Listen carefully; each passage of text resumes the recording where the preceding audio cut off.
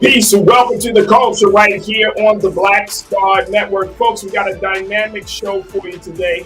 First up, let's have a conversation about the idea of a third political party coming into existence. I'll share with you what Republicans and Democrats who said enough is enough has to say and how they want to move forward to save democracy. We'll have that conversation. Also, can we talk about what's happening with Issa Rae's new show, Rap Shit?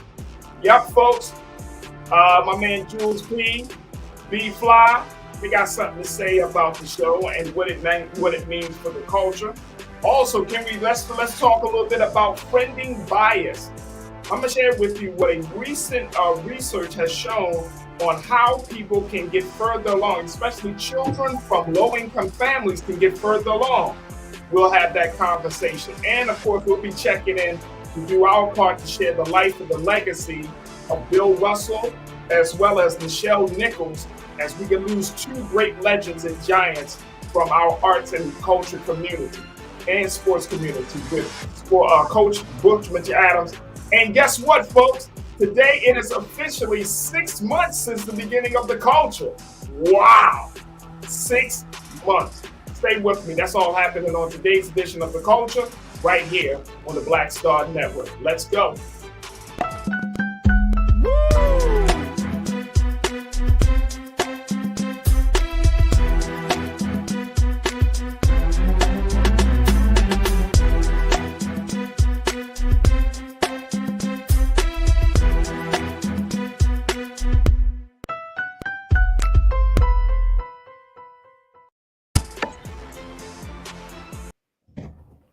Are we all online?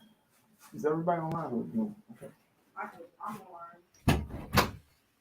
online. Yeah.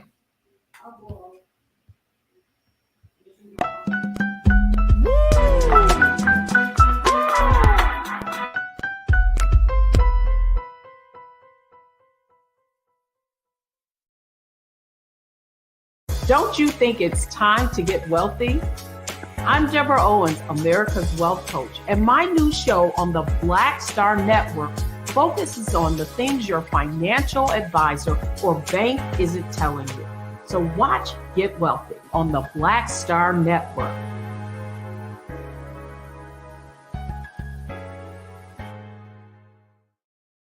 Pull up a chair, take your seat. The Black Tape with me, Dr. Greg Carr, here on the Black Star Network. Every week, we'll take a deeper dive into the world we're living in. Join the conversation only on the Black Star Network.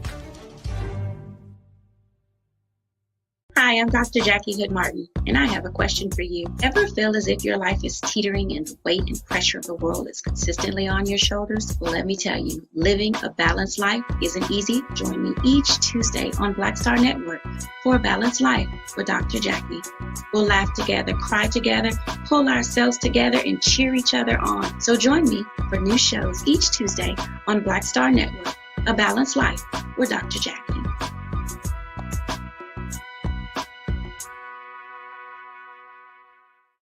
time to be smart.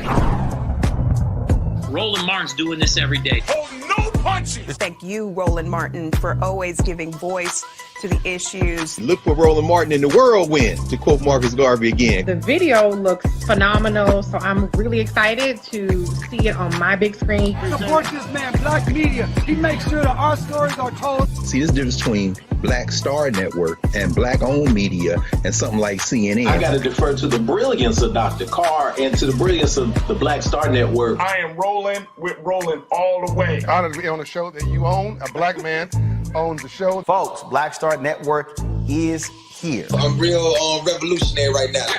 Roland was amazing on there. Hey, Black, I love y'all. I can't commend you enough about this platform that you've created for us to be able to share who we are, what we're doing in the world, and the impact that we're having. Let's be smart. Bring your eyeballs home. You can't be Black-owned media and be scared. You dig?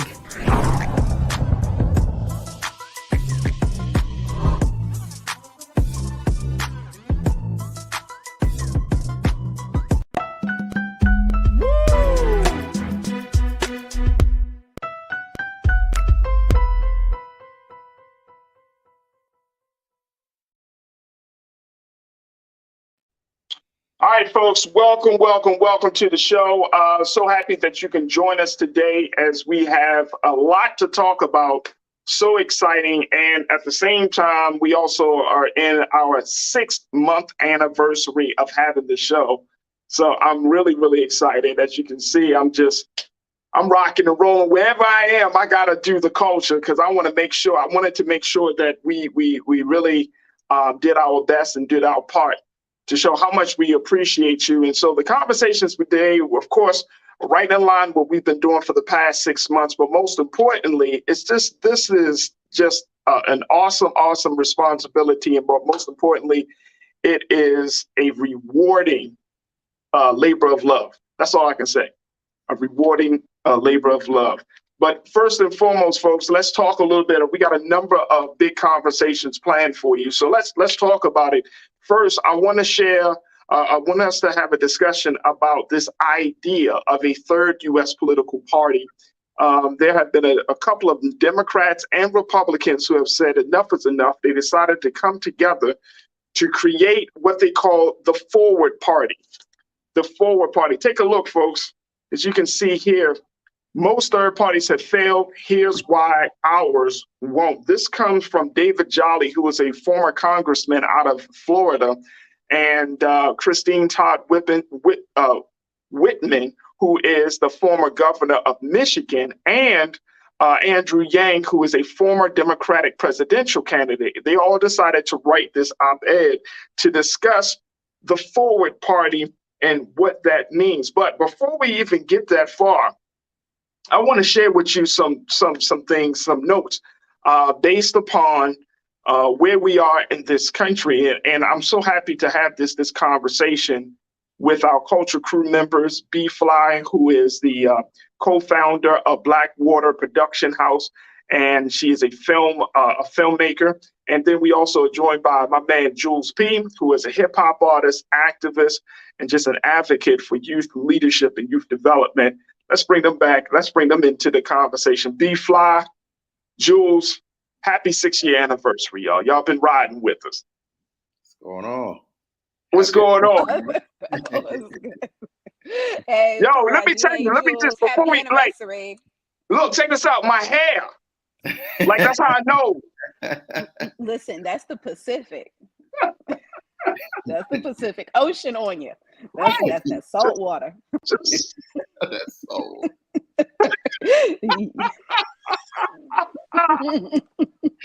My hair. Yes, loving our growth. Right, loving the growth. Right, the growth on so many levels, man, internally and externally. You feels me. You know what I'm saying? The crown is always a dope representation of, our growth. Yep, absolutely. So there we go. There we go. This has been great. There we go. All right, let's talk a little bit about what's going on with the fact that there is really a talk for a third political party. Now, here's my question, and folks, You can post your comments on our YouTube page or on our Facebook page, and let's have this conversation. Do you think this is a sign? And Jules and B, y'all tell me, do you think this is a sign that Black people need to create? We need to create our own party.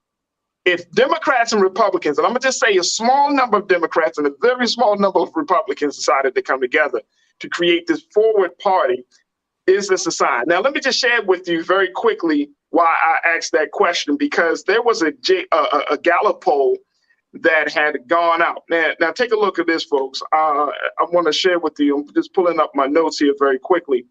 But there is a Gallup poll that was done in February of 2021, February of last year.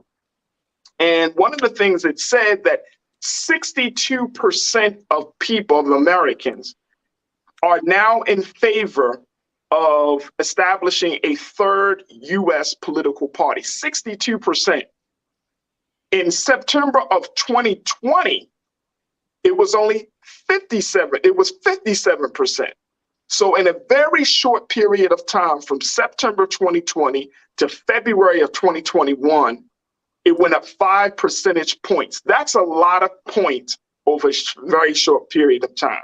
That Americans are now saying that they want to see a third political party. They do not.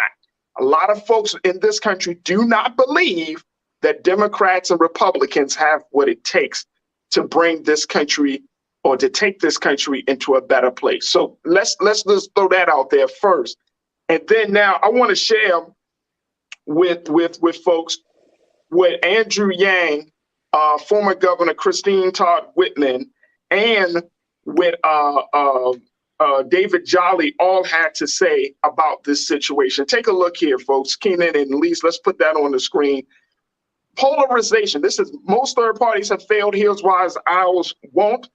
Polarization is fueling a spike in political intimidation. In the past 2 years, we've seen death threats and assassination plots against members of Congress, governors, Supreme Court justices, and even the Vice President of the United States. Americans have lost faith in government. Nearly 8 in 10 say the country is headed in the wrong direction, according to a recent survey. And 2/3 of voters think neither the Democrats nor the Republicans have the right priorities. Take a look. Shockingly, roughly 30 million Americans believe violence against the current government is justified. The same number want to forcibly return former President Donald Trump to the White House. This is what happens when democracies fail. People feel their voices are not heard and radicalized to take up arms, leading to mainstream talk about civil war. The United States badly needs a new political party, one that reflects the moderate, common sense majority. Today's outdated parties have failed by catering to the fringes. As a result, most Americans feel they aren't represented. And then they finally said most third parties in U.S. history failed to take off either because they were ideologically too narrow or the population was uninterested. But voters are calling for a new party now more than ever. Wow. That came from David Jolly, Christine Todd Whitman, and Andrew Yang as their joint statement as to why they decided to move forward with the forward party. B, what's your take from this? You know, Farajii, as I research a little bit about this Jolly character, I don't feel like his party is going to represent me. And I feel personally like this is just a ploy because he might be running for he might be running for president. Who you say, Andrew Yang? Nah, Jolly. So David Jolly. Okay. Yeah. So I don't necessarily trust his motivations. We have parties that are popping, and we have the independents, we have the Green, and we have a couple little other ones. At the end of the day, the majority of Americans feel one way clearly or another way clearly, right? Yeah. So to go deeper into these niches really open us up to more 4chan operated like political parties, you know. Yeah. And so I believe that that's what actually spurred the momentum behind January 6th. That's Yeah. what is spurring this fringe white revolution, you know. So it's like, so I'm leery about any other white male lobbyist desire to create another party led by the patriarchy that already has to be dismantled in order for any of us to have true liberation and freedom on this land, like on this Absolutely. land, you know. I hear So yeah, this That's a great concern. this forward party seems like its intention is going to end up putting me backwards, which can't go down. Look at hey, Jules, look at B playing on words early in the show. This forward party is going to take me back. Backwards. And it ain't going up. It ain't going down. You know? All right, hey, Jules, what's your take on this? Do you think that this is, and I hear B's point, because I think that's a real great concern, because now we just have a distrust of a lot of government officials. It will be interesting to see who actually is, which government official is like the most trusted individual, right?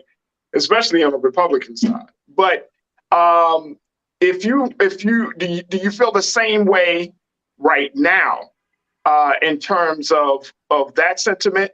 And is this a door? Does this open the door, Jules, for us to have a very real conversation about a Black political party? So first, what were the three names you said that were creating this? David Jolly, Christine Todd Whitman, and Andrew Yang. And the fourth name would be Jules P. on the Black Star Network on The Culture last week, who said this exact same thing. I said this exact same thing last week. The trust in the Democratic and Republican parties have failed us as far as our generational gaps, because again, I agree with the article. Those parties are outdated.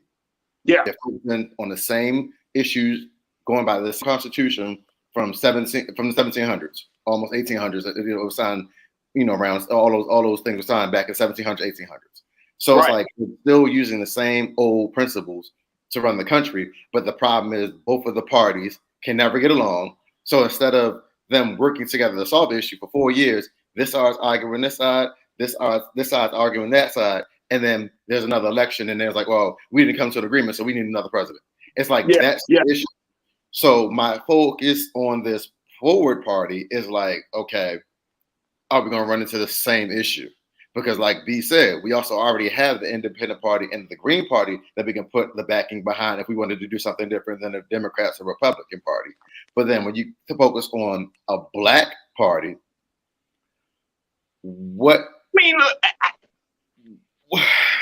because that's I feel like I feel like that's I'm trying to figure out how to word it. Like I feel like same way how the Black Panthers were, that's kind of sort of the mindset of the Black Party, what it needs to be.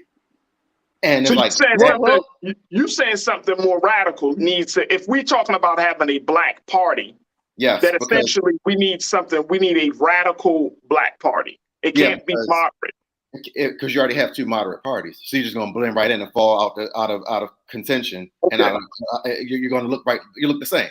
So you need to have a Black radical party who's about to change, who's up in these streets doing the work, taking note for answer, and that's how you create this party.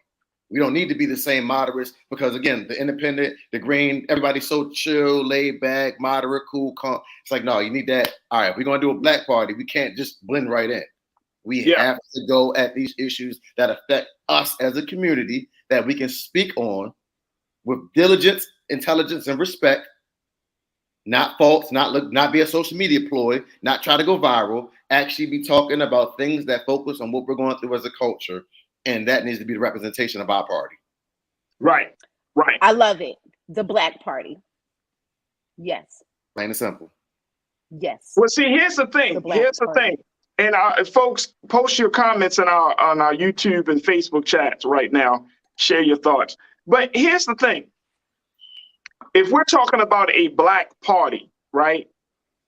We're talking about a party that could go in a lot of different ways, Jules. One that could just be strictly Black, or one that can say, yes, we're talking about a Black party. However, that Black party would encompass marginalized communities, right? Or again, and here's the other thing, with Latinos and Hispanics in the country, they make up the second largest population according to the census, where we make up only the third largest outside. You have white people, Latinos, and then Blacks. Where do they fit? Because their struggle, they're in the same struggle under white supremacy just as much. So there's a lot of things that needs to be discussed. And of course, we're talking about Asians. You're talking about Native Americans. So we would need to figure out a party that is built on a premise or idea that everyone can hold on to, which is a party maybe, I heard Minister Farrakhan say at the 20th anniversary of the Million Man March, he talked about the Justice or Else movement. He talked about the Justice Party. Now, he said that back in 2015. He said we need to establish the Justice political party. And at this point, it's like, where do we need to go? Let's look at the history from 50 years ago. I've talked about this before. 1972, Gary, Indiana. Black folks convened in a gymnasium, in a high school gym. Al Sharpton, Jesse Jackson, the mayor of Gary, Amiri Baraka, and many others decided that a Black agenda, a Black political party was going to be the move. After that 3-day weekend of 10,000 people, that wasn't determined. They did some smaller little things, but a Black political party was not born out of that conversation. So how would we go about doing it? Or is that something that the next generation, Jules, me, and us, do we need to move that forward and not think about the elders of the generation of our people? I think it needs to be something that's a little bit more subversive, actually. And so even if we're taking this mock Black party, all right, I love it. My company is Black Water. My pseudonym is Black Jesus. I love Black people. All right. So boom, Black party. But what's important about Black in the financial institution, right, is that when you go Black, that means that you are no longer in debt.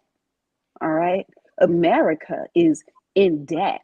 The Black party has the potential to actually focus on the American debt, which is important, and that American debt, number one, the first itemized line is the debt to Black people. Isn't it ironic how the people who built the White House are still struggling for their own education, but the builders of a manufacturer like Caterpillar in our country, their lineage is set up for life, but the Black party should be able to ensure financial freedom, financial wealth, along with this nation actually being in the black when it comes to its gross national debt.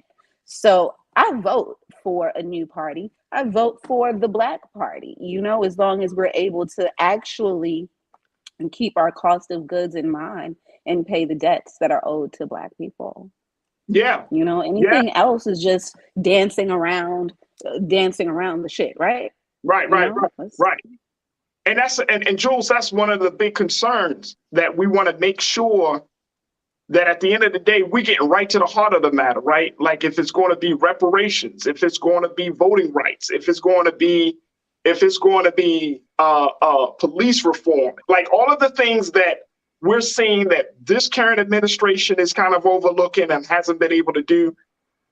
If it's also going to be representation, right? Like, for example, with the Forward Party of Andrew Yang and Whitman and Jolly, they are right now saying, look, we don't have a candidate They may not have a candidate running in this midterm election, or they may be not even a candidate in 2024.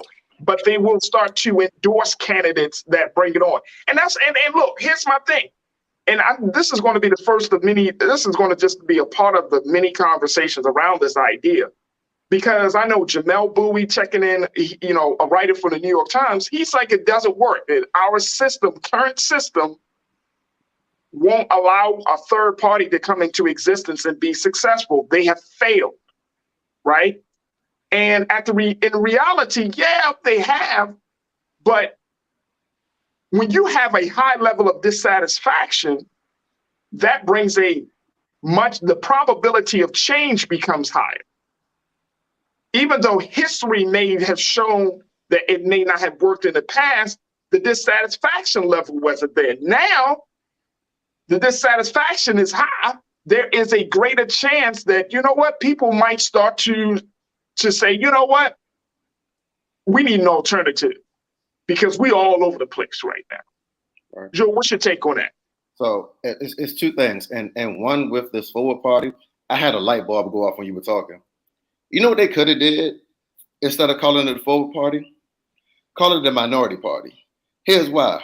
Because you focus on we're not talking about just culture and race of African-American, Latino, Asian, whatever, as far as that background, but we're also talking about the minority of people who don't agree with the majority, who are a lot of white people in the Republican and Democratic Party as well. So you call it the minority party because we don't agree with the majority. You know how many more people would have been interested in that? Because you're focusing on all aspects of people who share your same ideals instead of calling it the forward party. Because you don't know what you're forwardly pushing. Right. We don't know that yet. You call it the minority party.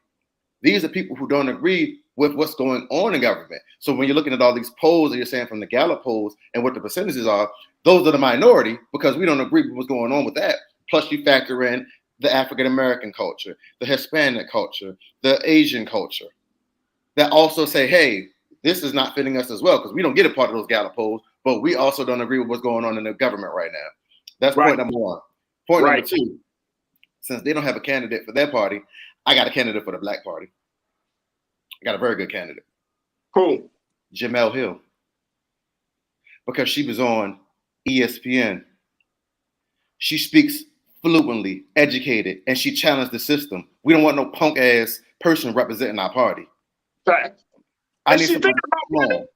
If she wants to run, I need somebody strong. I want Jemele Hill as my Black Party leader. Hey, look, the reality is just, Jules and B, as we close out, the reality is I'm open to having a lot of different voices. Hell, if you want LeBron James, I don't care. Hey, look, we're talking about interest. This is not about personality for me. You know what I'm saying, B? For me, it would not be about status, money. It would be about where is your heart? Like you have to have a track record of speaking truth to power, a track record of initiating change. You have to have a track record of using your platform not to promote foolishness, right? But a platform that people can really hold on to. If Jemele Hill is one, by all means, sis, come on to this to the Black Party, come to the Black Justice Party, however you want to call it, right? It's all good. But at the end of the day, we need people that are serious about public service, B, and not just serious about being seen, getting money, or making a PR campaign about how they should be heard. Nah, we need real public servants. Let's get back to that old school, for years, and this is real quick, and then B, you got the final word on this. For years, I remember you when you did the council person in Baltimore, we got council people and all that. But when you did the council people, they have their little districts. I mean, they would make themselves known. You wouldn't see them all dancing in the parties and all that stuff. They'd be walking the streets, talking to the people, their constituents. We have to get back to that level of service instead of just being seen. Oh, you at this party, you hanging out at this concert, you taking a picture with this local celebrity and boom. Like, no. What is, I don't care about that. What about the work you're doing? That's the level I want to see it. B, you got the final word on this. there's a particular level of criticism that we come to the table with today, that wasn't present 2 generations ago. 2 generations ago, there was also a level of idealism that, as time has gone on, we have become the jaded American. All right.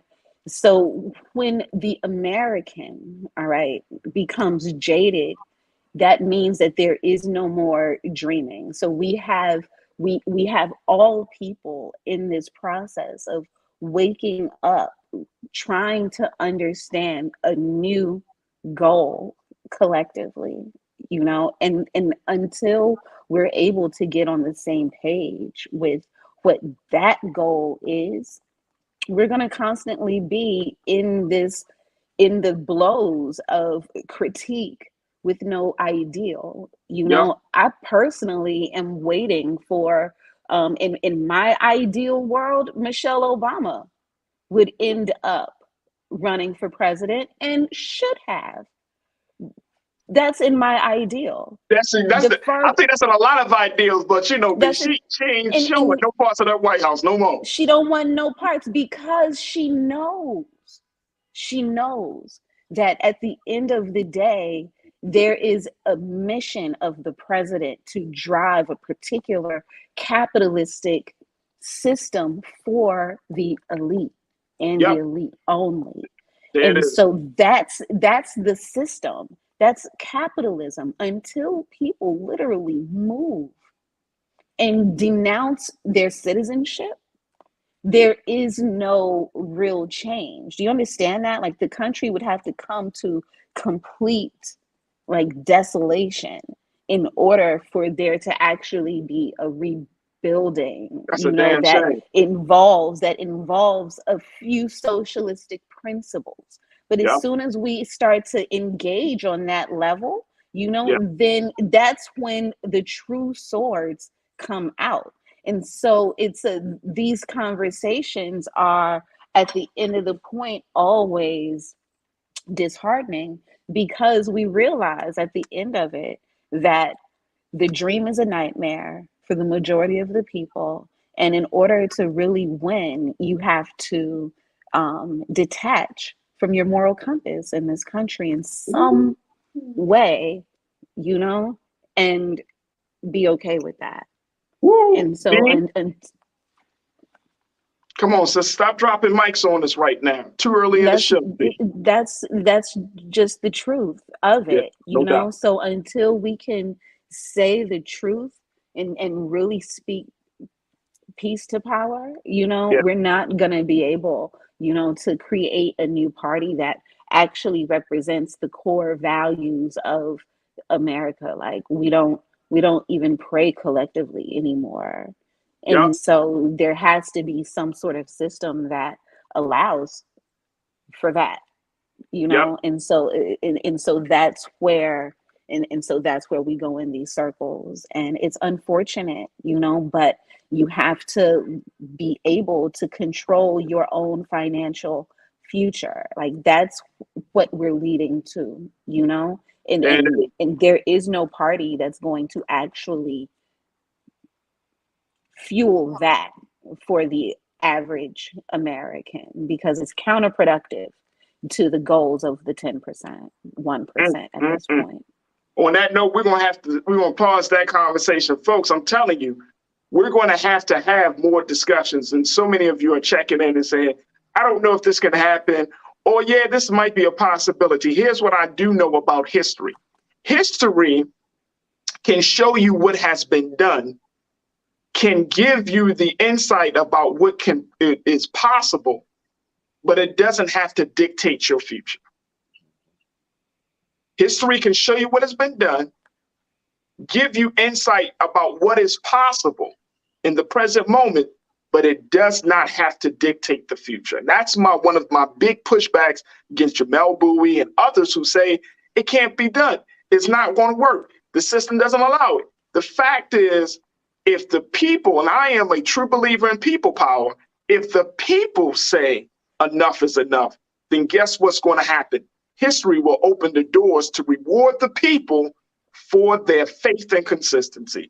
I know that because that's how we are gotten this far along, because of the civil rights movement, because of the Black Power movement, any movement of a group of people that have been marginalized and abused and oppressed that says enough is enough, then history rewards them for their faith. I know that. We've seen that.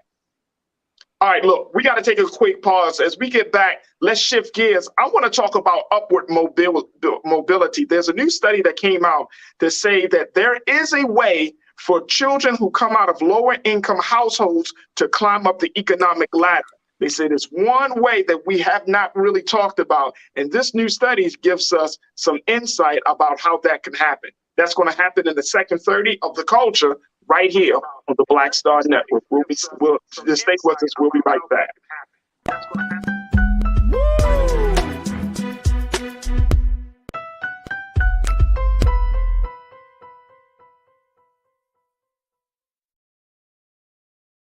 Don't you think it's time to get wealthy? I'm Deborah Owens, America's Wealth Coach, and my new show on the Black Star Network focuses on the things your financial advisor or bank isn't telling you. So watch Get Wealthy on the Black Star Network.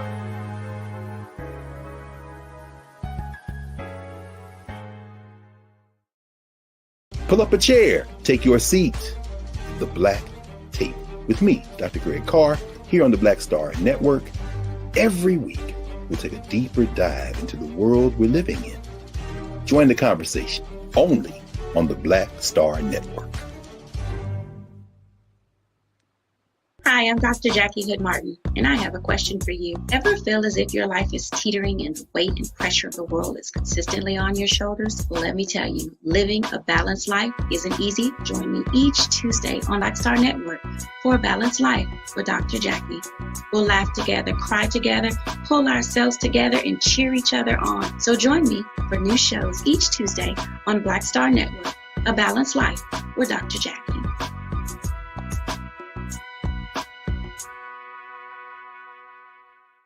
It's time to be smart. Roland Martin's doing this every day. Oh, no punches! Thank you, Roland Martin, for always giving voice to the issues. Look for Roland Martin in the whirlwind, to quote Marcus Garvey again. The video looks phenomenal, so I'm really excited to see it on my big screen. Support this man, Black Media. He makes sure that our stories are told. See, there's a difference between Black Star Network and Black-owned media and something like CNN. I got to defer to the brilliance of Dr. Carr and to the brilliance of the Black Star Network. I am rolling with Roland all the way. Honored to be on a show that you own. A black man owns the show. Folks, Black Star Network is here. I'm real revolutionary right now.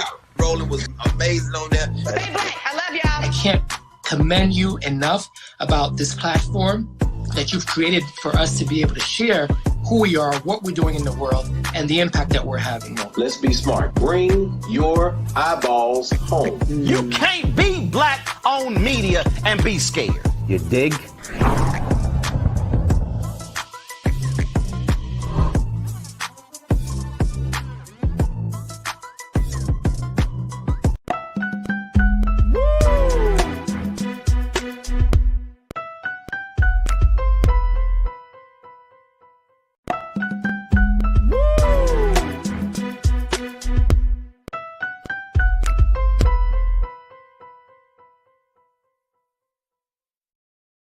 Pull up a chair, take your seat.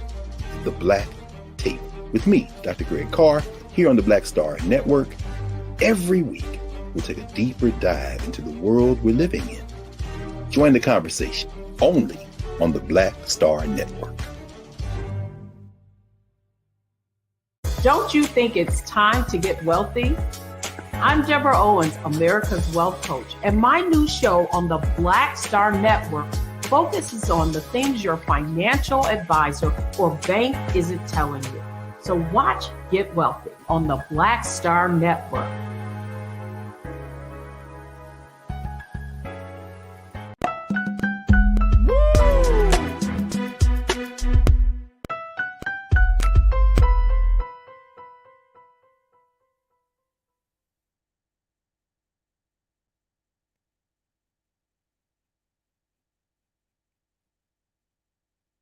right, folks, welcome back to the show.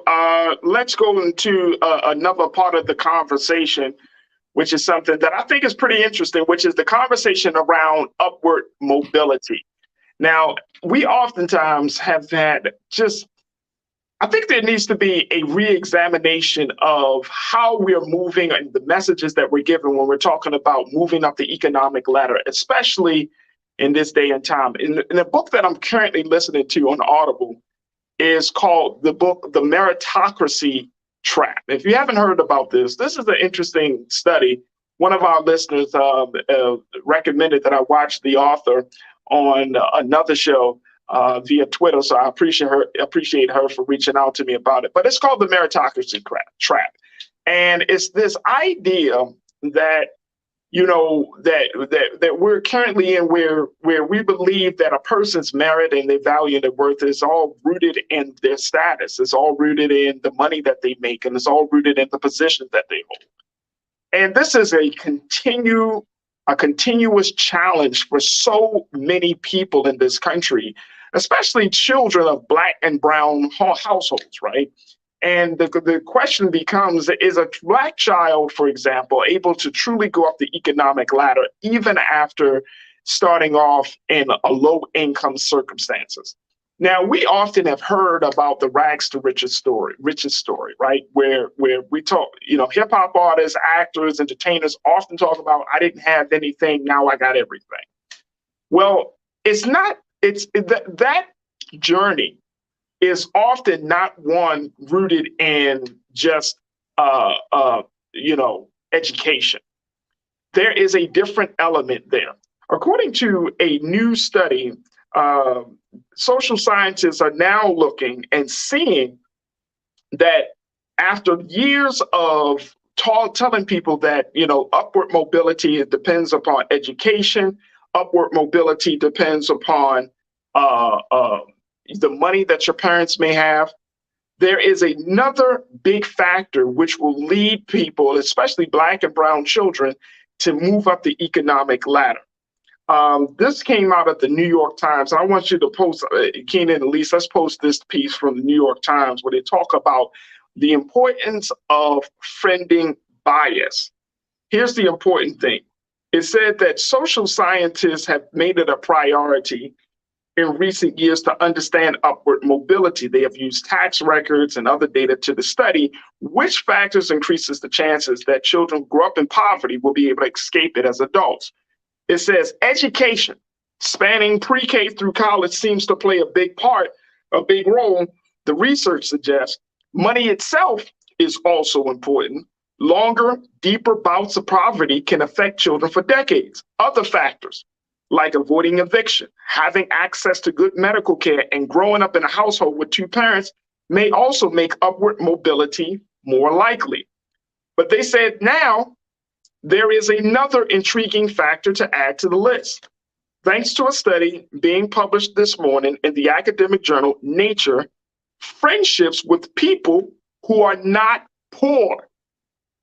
Now, according to an economist at Harvard and one of the study's 4 principal authors, Raj Chetty, he says, quote, growing up in a community connected across class lines improves kids' outcomes and gives them a better shot at rising out of poverty.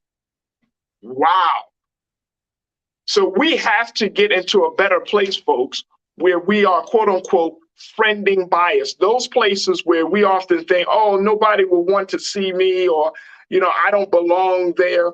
That is one of the big, this might be one of the big factors to get your children into a better economic situation. All right, let's bring back our culture crew. Let's have a conversation about this. We've been talking, of course, Monday, Jules P, B Fly. Jules and B, talk to me about your thoughts on this, that you should friend people who are not poor. If you want to move up the ladder, that you should, it may be us as adults, but they're saying as children should even get into the process of friending people who are not poor. Parents should put them in spaces where they're connected to people who are already at the top. B, I'm gonna start with you because you got a son, like I have a son. right? And Jules, I know you have actually been in that space. I got something to say here. You've actually been in that space. But B, what's your take on that? Do you find some credence to that study, to that factor? I so do. I do. You know, it's true. You know, birds of a feather flock together, you know, Right. and so when you are thriving, you want your child to be not only in a thriving environment, but around people who identify with thriving. And so, and that's real, you know, thriving children play different than non-thriving children. You know, Yeah. the levels of social engagement, you know, end up being indicative to the struggle. Real talk. And so when you do want to raise a whole child, you want that child to be able to thrive. You want that child to be able to imagine, and you don't want to think about ceilings. And so all you're doing in your parenting is removing any ceiling that may hit in the future, you know? And so in that right there is where the hopscotch really is, you know, especially when you are Black, because that's not to say that you're supposed to put your child around all white people.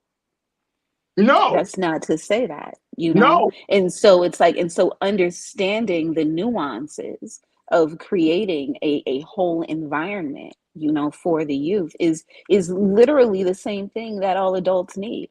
And we see that in the work in Baltimore that is drowning in nonprofit energy, you know? And so through this research, we can clearly see the results of what happens when you are able to mix classes.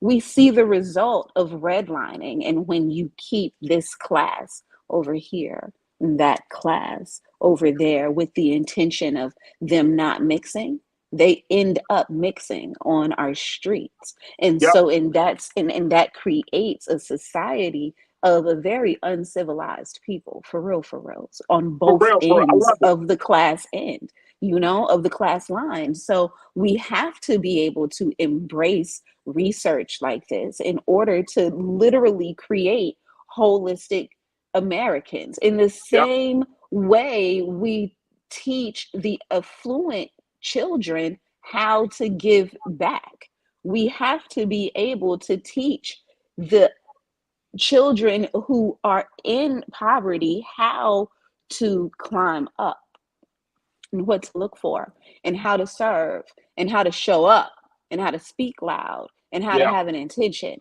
You know what I'm saying? Like all of this is a part of how we should be choosing our extracurricular activities for our children so they don't just become aloof drones of the internet. Because that's what's about to happen. And let me tell you, not just drones of the internet, B, but also they don't become disengaged to the point where they don't even see their own value. Like your identity can't be confirmed if you're always around the same people.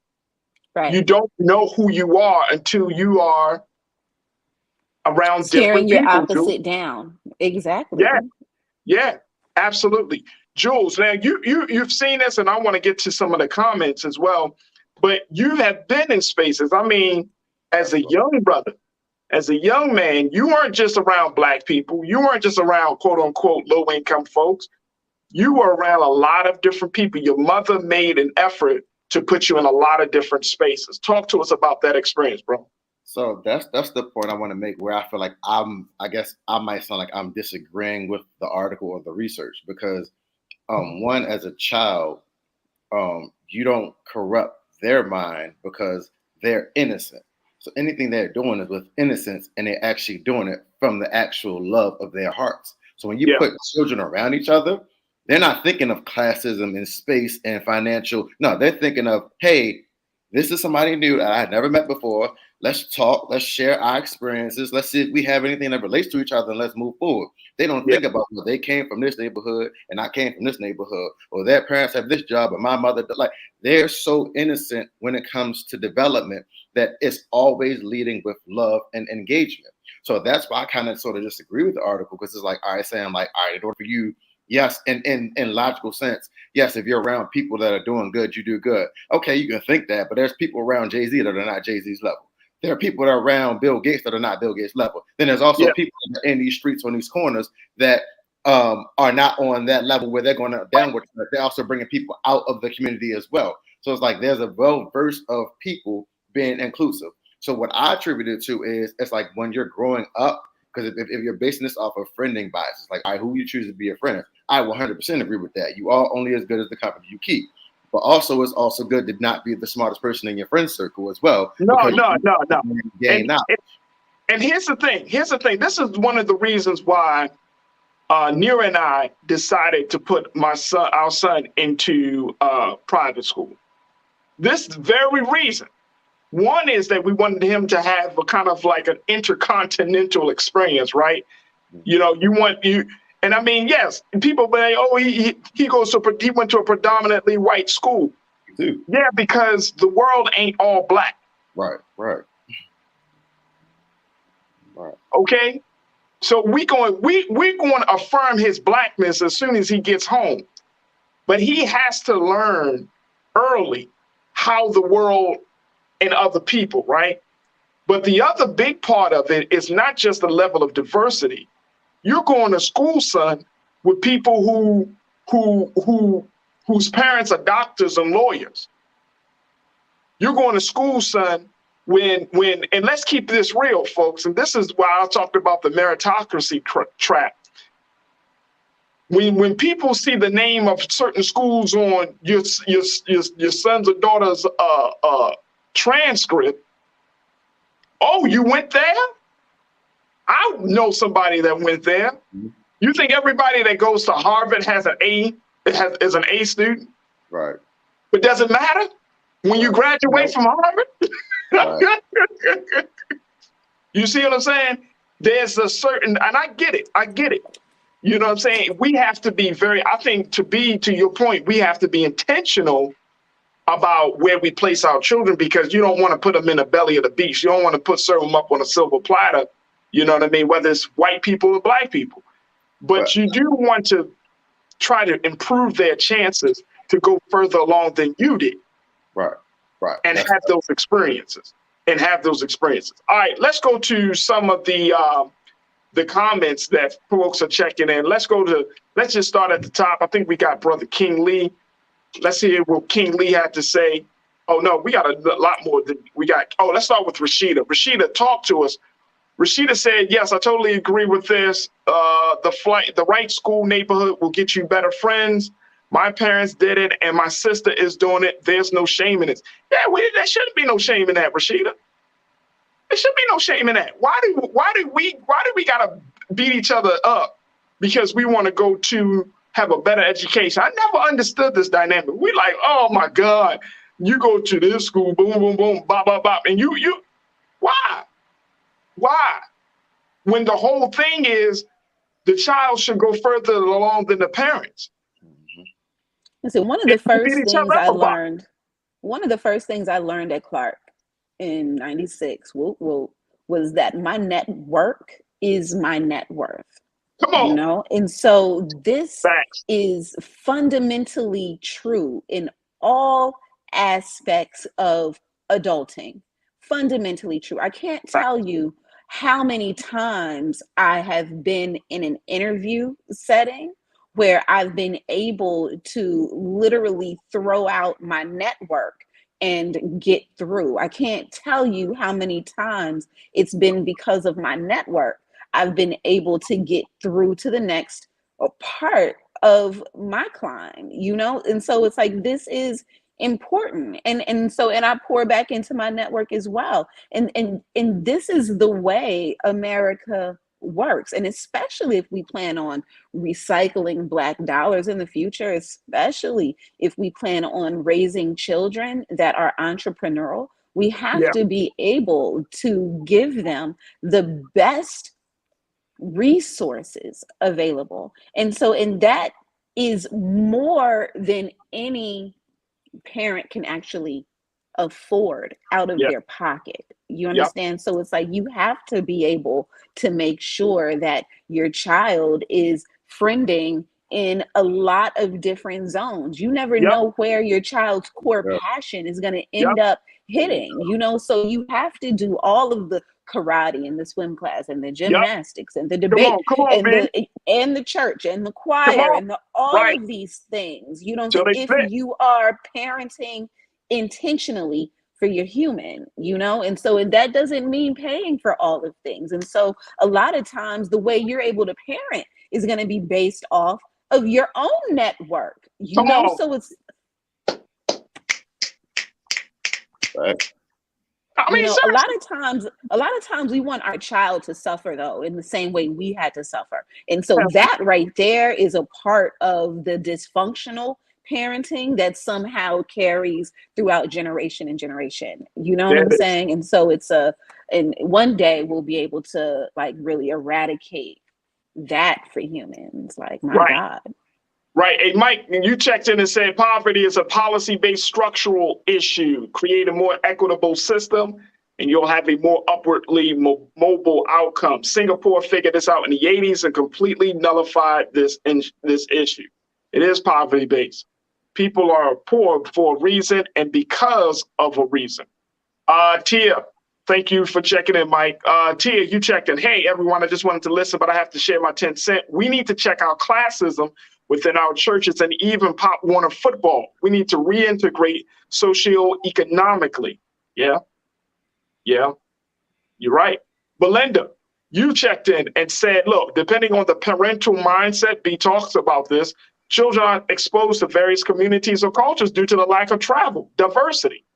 Yep, that is it. King, my guy, thank you so much for checking in on that, Belinda. I appreciate you. King, my guy, you said my parents would gather some of our economically poor relatives and take them with me and my siblings on trips, etc. Charity starts at home and then spreads abroad. Oh, that's dope.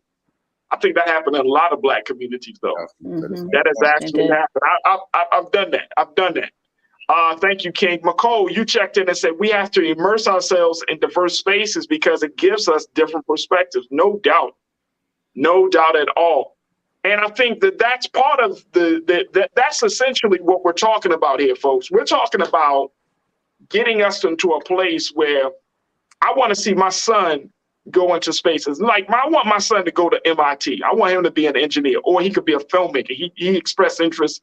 He said either engineer, filmmaker, or scientist. He expressed interest in all three areas. You know what I'm saying? So Nigel, I want him to always feel like daddy and mommy gave him the tools for him to play and explore before he settles down. I think it's a same thing with my daughter. I think we do ourselves a disservice. And in the Black community, we always want to stay in this bubble. We want to stay in this space. Hey, look, I was exposed. Once I went to School for the Arts in Baltimore, big shout out to BSA. That opened my world. I never became the same dude again. Never. I was in a predominantly white school, an art school. They looked at me not as a liability, but as an asset. They gifted me. They saw my talent and started to cultivate me and help me to shape my view of the world and of myself. I came out of that school knowing I was talented, I was smart, I was able, I had Black boy joy, I had all of that. You know what I mean?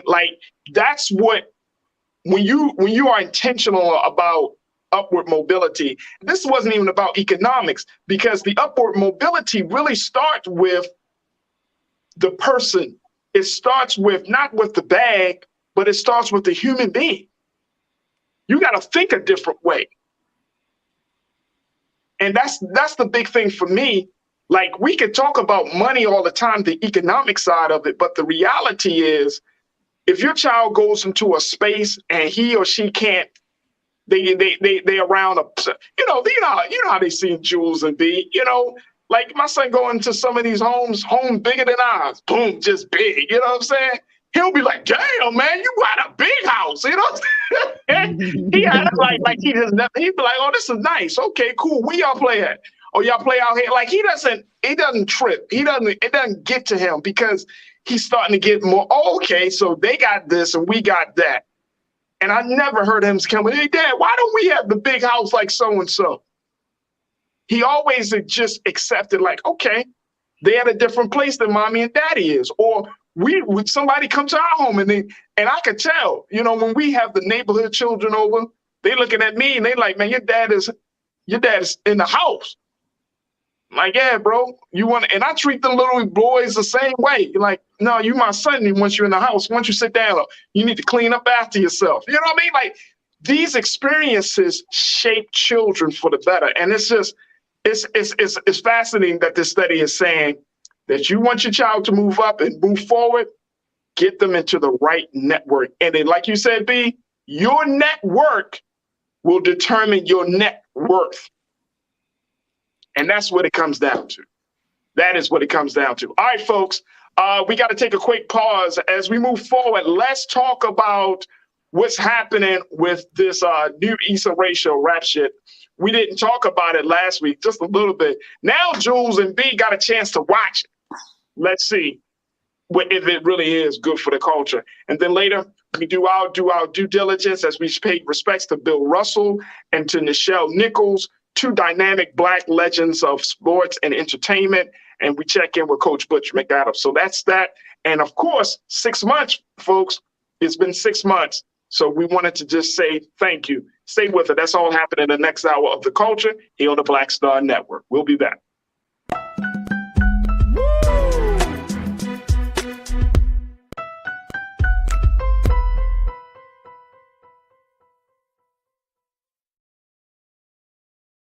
Don't you think it's time to get wealthy? I'm Deborah Owens, America's Wealth Coach, and my new show on the Black Star Network focuses on the things your financial advisor or bank isn't telling you. So watch Get Wealthy on the Black Star Network.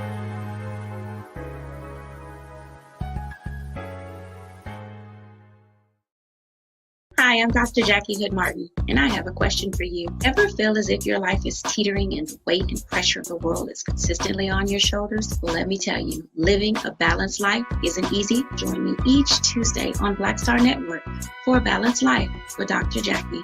We'll laugh together, cry together, pull ourselves together, and cheer each other on. So join me for new shows each Tuesday on Black Star Network, A Balanced Life with Dr. Jackie.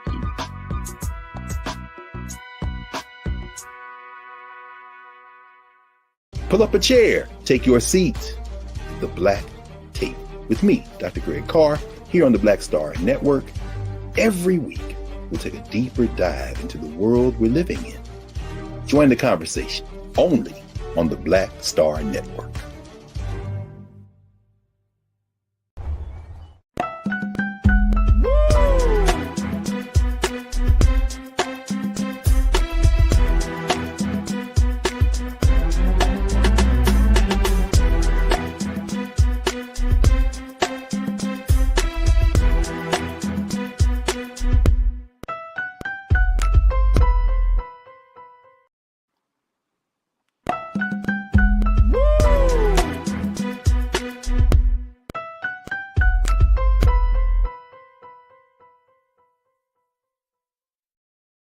Pull up a chair, take your seat. The Black Tape with me, Dr. Greg Carr, here on the Black Star Network. Every week, we'll take a deeper dive into the world we're living in. Join the conversation only on the Black Star Network. Don't you think it's time to get wealthy? I'm Deborah Owens, America's Wealth Coach, and my new show on the Black Star Network focuses on the things your financial advisor or bank isn't telling you. So watch Get Wealthy on the Black Star Network.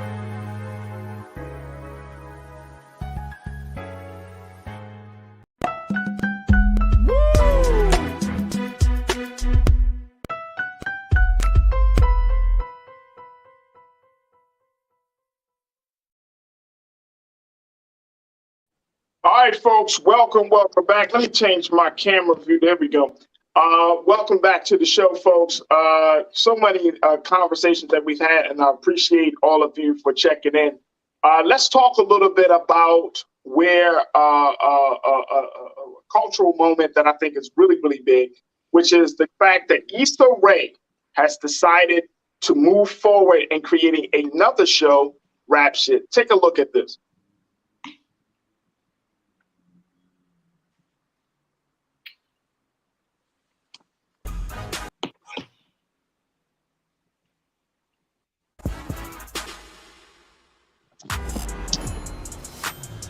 We living, boy. We living. Look. When you're a successful artist, you know that money coming right back. I make this back today. I just want to make music work for me. But all these female rappers have their ass out. It's such a sellout move. What is it about? You always complaining. You could have had 1 million views too. Ugh. To a reunion. Reuniting. I'm trying to get this money and give my baby a better life. We in Miami. We got the opportunity to start a rap group. Shauna and Mia in the building. What's up? Y'all remember her from high school? We hung out with her. You hung out with her. She used to always think she was so smart. F-L-O-R-I-D-A. I'm a Florida bitch and I'm here to stay. I've been sending freestyle all up and down my timeline. I'll take y'all to the next level. Cause I'm a Florida girl. So you know I guess it started up. Vision. It just gotta be fun, sexy, in your face, you know? Okay, it can be all those things, but my art is not for the male gaze. Hey. I want to make something relevant to people's lives. Just say you want to be Queen Latifah and go. Florida girl. Y'all got something special. I'll get y'all debut performance. You better be ass shaking, titties bouncing. Attention! Let's go! I want to try something different. This could change our lives. Gonna be some private jets. Some lobster? Who here like lobster? Speak up. Come on, disperse. Can y'all get your own area? Damn, y'all some grown-ass women. No, bitch, get freaky. We making big moves. We got money, we got bitches, we got bottles, we got broccoli if y'all trying to be healthy. Okay. I mean, it's fried, but it's still broccoli. I think I want to see Y'all play your cards right. All this can be regular. No, bitch, get freaky. The whole point of your music was to say something meaningful. This is the opposite of everything you stand for. Excuse you. I'm so sorry. Did you serious? You're supposed to have my back. Sit right. I just really want this to work, Shauna. It's gonna work. Now we just getting started. It's me and you. We about to kill this. I want to try something different. Can I twerk on this? I should twerk on this. You're gonna fall. Be careful.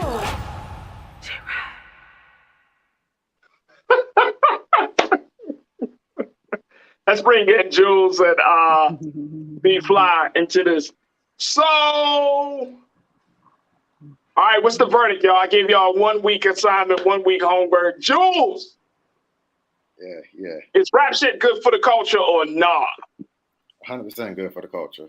It definitely, I watched the first 3 episodes, so it gives us the in-depth perspective on, one, developing the characters, so we all know who they are. So that's kind of sort of what shows do in their opening. So you really don't get your action to probably your 5th or your 6th episode. But it's this right now it's establishing the different characters in the first 3 episodes, so you know who's the who. So we kind of got a good idea of what the storyline is going to be. But I'm gonna tell you from what my takeaways from the first 3. So it's so funny that as me being a hip hop artist, it's like I'm looking at this show, it's like, yeah, this is 100% what I deal with. So I said, maybe this is my struggle. I ain't gonna say struggle. Maybe this is the reason I'm not famous, making millions of dollars on the jet somewhere, because I toe the line between both. I love making lyrical music, but also love ratchet music. So if you listen to my albums, if you listen to my singles, I do a mixture of both. If I'd have just selected the ratchet category, in my opinion, because it's easy for me as a lyricist, I can spit anything. It was the example when she was in the car, like her whole freestyles, you know, all her raps, when she was doing them in the bedroom, they were so power driven, women empowerment, moving forward. Right. She was on that queen shit. Right. And as soon as she got in that car, she was able to flow just based off of what's going on. And I said, I deal with the same thing. If I write, I can Kendrick Lamar any verse. If I freestyle, I can freestyle anything that's going on because I'm listening to what I'm listening to right now. It's literally about what you're listening to that affects what's going on in society. So I can look at the music that I listen to. I'm like, yo, when I rap, it's easy for me to just off the top, I can go in the booth and freestyle a whole entire album, and I know it will go platinum.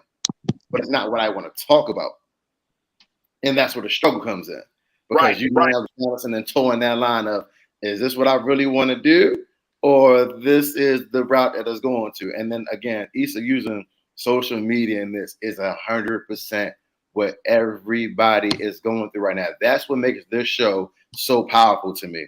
The way that she uses social media in these episodes to develop these characters, and how these characters are always online looking at things, researching. I mean, even women doing what women do. When they see a man getting a like by somebody, they go look at that girl page to see why she liking your man page. Like just just the simple stuff that she breaks down in the show is 100%. Like this is definitely for the culture. You like that?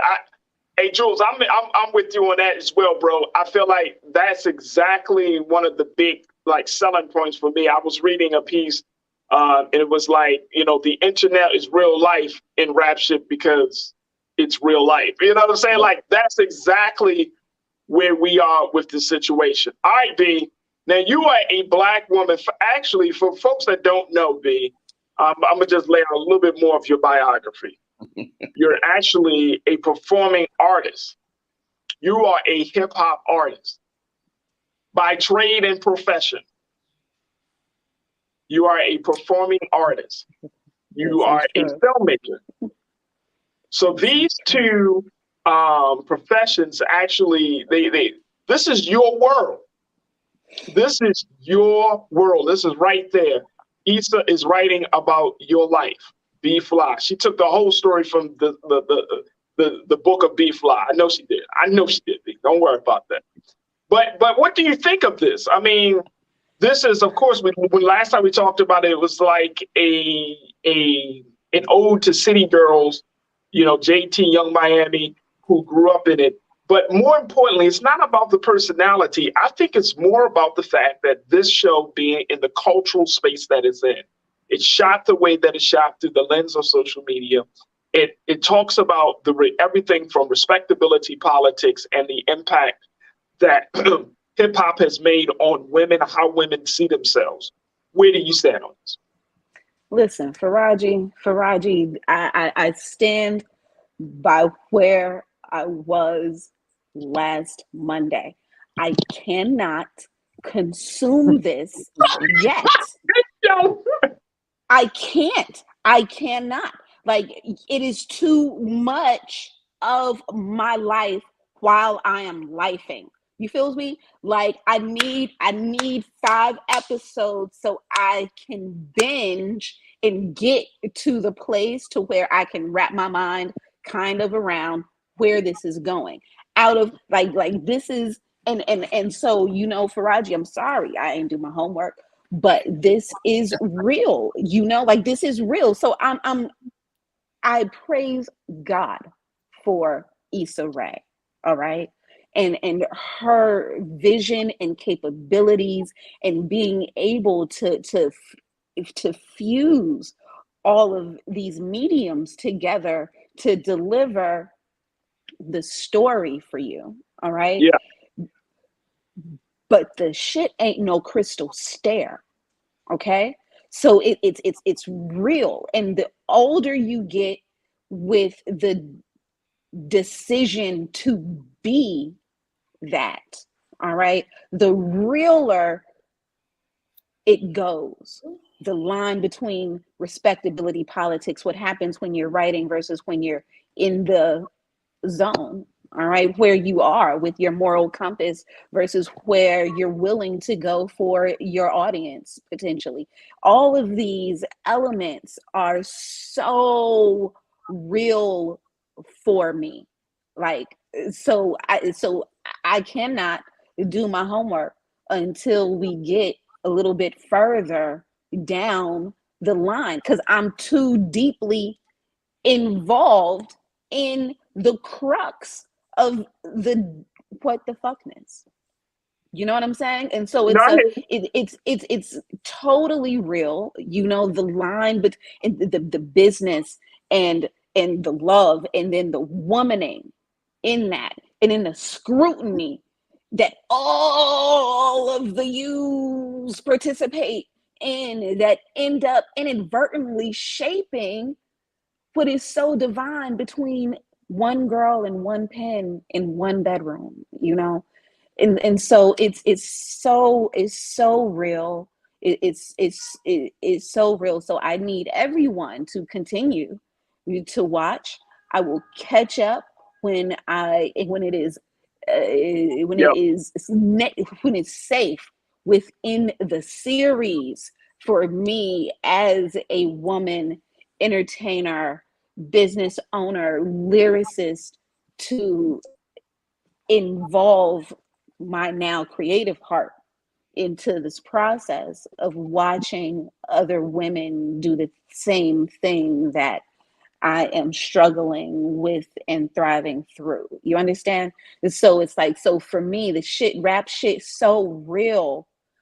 It's not to be, I can't toy with it because the lines are so blurry between the fantasy and the reality for this woman. You Yeah. understand? And so I can't even allow my critique to begin until we're further in and I can fully consume before I am taken away and wanting to and falling in love with these characters that I know Issa is going to make me fall in love with these characters. And so this is a part, you know, of the struggle, you know, and how much we allow media and other work to influence our work as artists. You know, everyone in this crew today are MCs.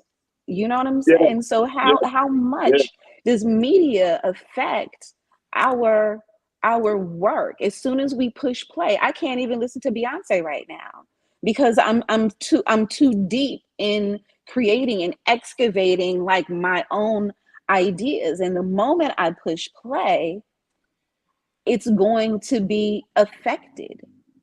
It's going to be affected, you know? And so where is You that just line? And you just in a creative zone right now. And I listen, get that. Like you're in a creative zone right now. And more importantly, you're just in a space where, you know, you can't really entertain other people's artistry while you're focusing on your own. And that's just the artist's way of creating. not sure. Yep. And so, you know, I respect that. I respect that. I think that this rap shit, I think that there's an art. This is not just about telling the story of two women rappers, right? You know what I'm saying, Jules? Like this is about making a statement. Right. You know what I'm saying? There's a statement that I think that Issa wants to make by showing that the whether it's the the misogyny in hip hop, whether that statement is that that women should be able to speak their truth, you know what I mean, unapologetically, unfiltered. Whether it's the statement of what B was saying, like all of the societal factors that have shaped, you know, how when a woman sees herself, like there are statements that are being made, which is why I appreciate the show. And there's a certain level of honesty to the show. There's a certain level of authenticity there So that I truly, truly appreciate. So that's what I want to say too. So the best part about this show is the authenticity. So let me for the listeners and viewers, let me relate it back because I'm not them, if that makes sense. I don't have to deal with the misogyny. I don't have to deal with the me using my body to get views and likes and like the way they portray it in the show. Okay. So let me relate this to the artist, quote unquote, the rapper, the MC on the panel. So I've been doing music for probably now 15 years industry wise.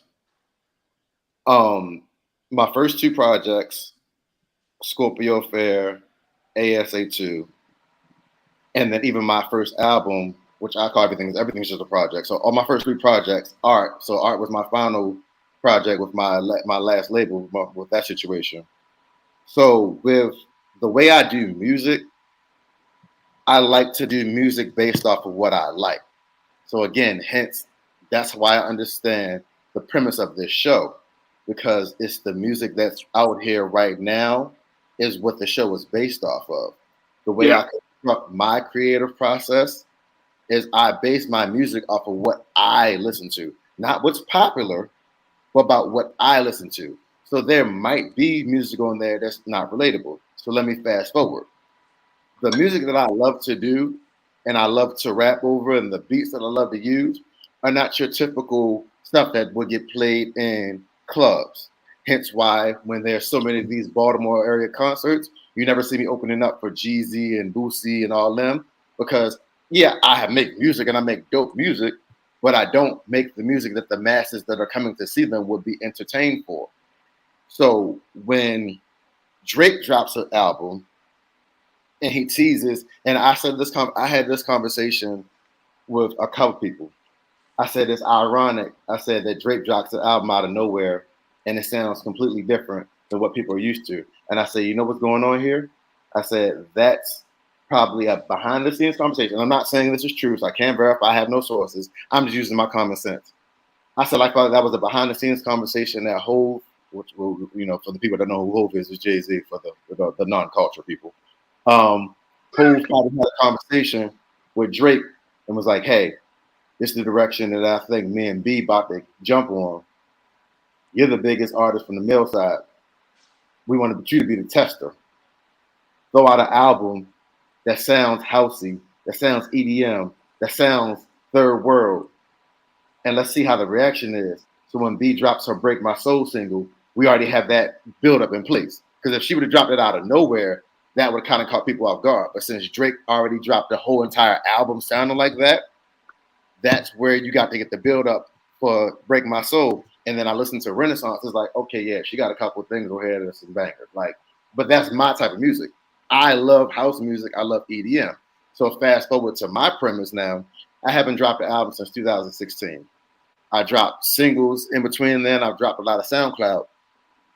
But the music I make is house and EDM music. So guess what that did for me? It now gave my fan base, oh, this is the stuff Jules already was doing. I just featured it on songs. So where I have an album with 16 songs, I might throw 2 or 3 songs that have the EDM and house feel, just to give people a preview of the direction that I'm thinking about going. Right. So it now allows me to give you the culture exclusive. Jules P has been working on his next album. Come on. Jules P has been writing his whole entire album. He's going to record it, and I'm going to actually plan to release it on my birthday. The thing that people need to understand is this is the album that I've always wanted to do. But when you're dealing with a label, you know, they kind of sort of tell you what direction to go, what to do. Yeah, they say you have freedom, but I couldn't do my whole album, my house EDM album back then. I still had to have songs to pertain to this subject or songs to pertain to that subject or talk about what's going on. I mean, my last album, the reason it was so long ago, because that's literally when Freddie Gray had got killed. So it was like a lot of the music that I was doing was focusing on rebellion, regardless of how the beat sounded or how the movement was. But I was just like, bro, like this is too much. Like it just was body of Eric Gardner. Like it was so much going on at that time that I needed to break. So I took a little break. I dropped a single maybe 2 years later, Toxic. Then I took another year break, and then I did Resolution, which was a song for New Year's, which is a New Year's Eve song. That's basically it's basically a New Year's Day song. So like there's so many songs for New Year's Eve. So I said, let me do a song called Resolution, which is for New Year's Day. So it's like after you had your party, now let's talk about what's your ideas and mindset going forward. So that's, again, if you pay attention to my songs, you can go on Apple Music, you can go on whatever you get your music from. Listen to my songs. I don't make music for right now. My songs are songs that can be played forever because I don't date them. I don't talk about what's going on as far as what's happening that day at that time. I try to make it to where the song can last 50, 60, 70 years because my goal is rappers shouldn't have to stop doing music after 40, 50 years old. I want to be like the Rolling Stones and all these other groups that can still sell out stadiums at 70, 80, and 90 years old if I wanted to. And still, nobody wants to see no 80-year-old rapper, man. That's why I just said the music listen to what I'm saying. That's why the music I focus on. I ain't talking about the rappers you listen to. I'm talking about the music I focus on. If you said me, the music Yo, that hip I hop is do. gonna age with the culture that created Exactly. it. You So know, the music that's what I it do. is. Hey, look, music, the oldest rapper I'm gonna listen to forever is Jay-Z. Forever. He's 52. So as you age and he ages, you'll end up listening to an 80-year-old rapper, Farajii. I'm not. No, don't try to mince my words, B. I'm just saying, like hip hop Nah, will yo, that's age. not cool. You know what How I'm you saying just? with its That's not how you people. try to use that reverse psychology. I'm just making a That's point. what I do. That's what. But that's why I said. That's why I said. I'm like a woman. that's as the rap point. I'm like, all right. That's why I'm not just focusing solely on. I'm not Hov. I'm not. I can't talk that. No, nobody look. Right now. Hey, Joe, with nothing but love. I mean, I hear exactly what you're saying, and I'm just saying, like, Hov gets a pass because of the track record. You know what I'm saying? Like, if you are a Jay-Z fan, like a Jay-Z fan for real, you just were like, I'm gonna listen to Hov until Hov stops rapping. It don't have to. It's not conditional for me. It's not like, oh man, with the moment he drops a whack song, I'm stop listening to this dude. It's like, nope, I'll take the whack song. What's he got next? You know what I mean? It's like, so. But I hear you. I definitely hear you. All right, let me get a couple of folks that are checking in right now who want to share their thoughts on this. And I appreciate everybody. Rashida, you checked in. You said rap shit is for the young 18 to 39. Yep, that's pretty much it. That's pretty much it. Thank you, Rashida. Davey, you checked in and say, look, they got one Florida girl from Jacksonville on there, but most of them don't sound like they from the 305. Yeah, that's called Hollywood, Davey. You know what it is. You know what it is. Look at The Wire. How come I never think I'm from Baltimore. Yeah, this is how you hear me. I'm from Baltimore. Right. You get Idris Elba, who is a British black man, to play a dude from Baltimore. And I still can't disconnect Idris from Stringer Bell. Like, and guess what? You would think that he is Stringer Bell. Like, oh no, Idris from Baltimore, right? And you'd be like, bro, the man talks about being a bloke. I don't want to hear it. I want to hear him as Stringer. Okay. So that's this Hollywood. Thank you, Dave. Jake, today you said this is loosely based on City Girls. If you don't listen to their music, then you wouldn't be interested. But Young Miami is dating Diddy, so the come up is real. Well, she was coming up regardless of Diddy. She might have made herself a little bit. The stock for her might have actually gone down as a result of her dating Diddy. I'm just going to throw that. Oh no. Okay. Ming Lee, Natasha Surge, you say get these drill rappers to rap about voting. That might help. No. It's dumb. No, I agree with that 100%. No. Mm-mm. No, they're not going to do that. Listen. I don't even rap about voting. Right. No. I mean, maybe Meek Mill. You can't do that. Not 21 Savage. You can't get 21 Savage. Little Dirk. You gotta get Harlow. Get Jack Harlow. Right. There we go. All right, Sophia Gonzalez. Sophia, you checked in and said, we can't get people to read books or vote, but we already have another Love and Hip Hop show. How can I get hired for the Black Lobbying Party? No, I mean, look, here's the thing, folks. And Sophia, no, this is not Love and Hip Hop. This is not one of them shows. It really is. This is one of them shows that I think it's like a love letter to the hip hop culture. You know what I'm saying? Like this is a culture. And even though we don't understand it, some of us may not understand it. The culture is the voice of the next generation. Hip hop is the voice of the young. It's always been that. You know what I mean? Like, yeah, we laughing and joking about 50-year-old people, but at the end of the day, they're not the ones pushing the movement. You know what I'm saying? Like, even though Beyonce could drop a colossal album, there are still young women out there that is like, right.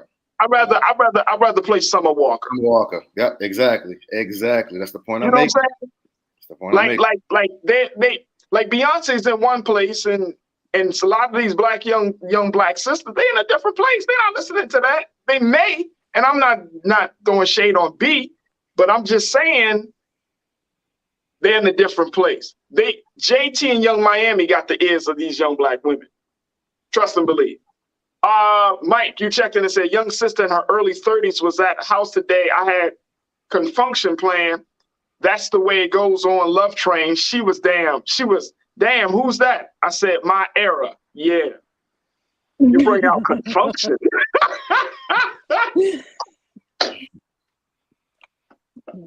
Man. No, but I mean, it's big music. It's a culture, though. That's but see, here's music. the beauty. The beauty is that this is important stuff.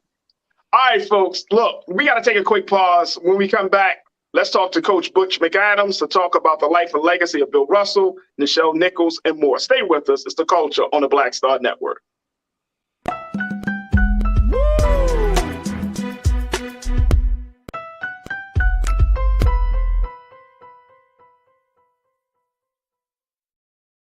Hi, I'm Dr. Jackie Hood Martin, and I have a question for you. Ever feel as if your life is teetering and the weight and pressure of the world is consistently on your shoulders? Well, let me tell you, living a balanced life isn't easy. Join me each Tuesday on Black Star Network for A Balanced Life with Dr. Jackie. We'll laugh together, cry together, pull ourselves together, and cheer each other on. So join me for new shows each Tuesday on Black Star Network, A Balanced Life with Dr. Jackie.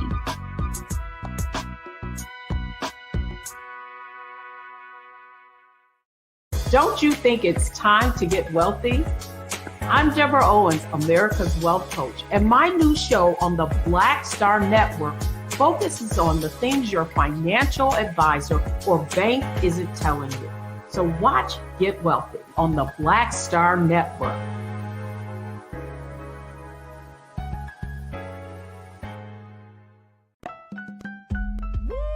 We're all impacted by the culture, whether we know it or not. From politics to music and entertainment, it's a huge part of our lives, and we're going to talk about it every day right here on The Culture with me, Farajii Muhammad, only on the Black Star Network.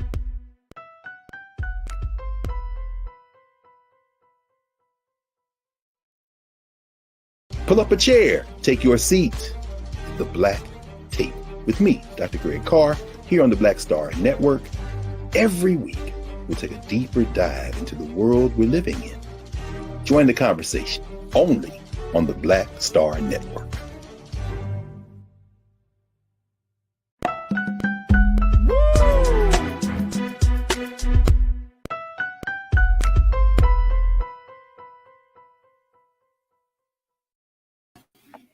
All right, folks, welcome back to the show.